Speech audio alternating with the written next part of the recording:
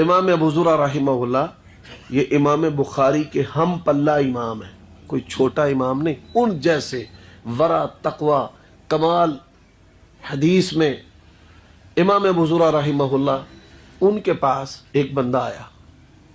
اس نے سوال کیا جی ایک بندہ ہے جو اللہ تعالیٰ کو نہیں مانتا، توحید کو نہیں مانتا، ہاں جی، انہوں نے کہا وہ کافر ہے، وہ غیر مسلم ہے۔ کیوں بھائی ایسے ہی؟ اس نے دوسرا سوال کیا کہ جو بندہ نبی علیہ الصلوۃ والسلام کو نہیں مانتا، یہودی ہیں، عیسائی ہیں، ہندو ہیں، فرمانے لگے وہ بھی کافر ہے۔ اس نے تیسرا سوال کیا، حضرت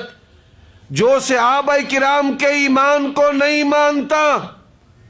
فرمان لگے ہوا زندیق، وہ بڑا کافر ہے۔ وہ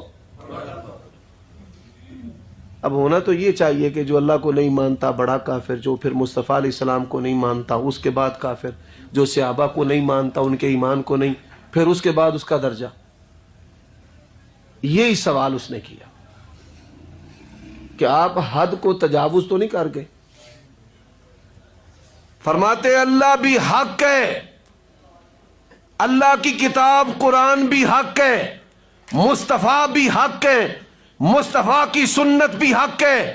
عقیدہ توحید کو، رب کی ذات کو، عقیدہ توحید کو، اس کی کتاب کو، پیغمبر کی رسالت علیہ الصلوۃ والسلام اور ان کی سنت و حدیث کو محفوظ کر کے، محفوظ رکھ کے ہم تک پہنچانے والے صحابہ جو ان کے ایمان کی نفی کرتا ہے، وہ رسالت کا بھی منکر ہے، توحید کا بھی منکر ہے، اس لیے بڑا کافر ہے۔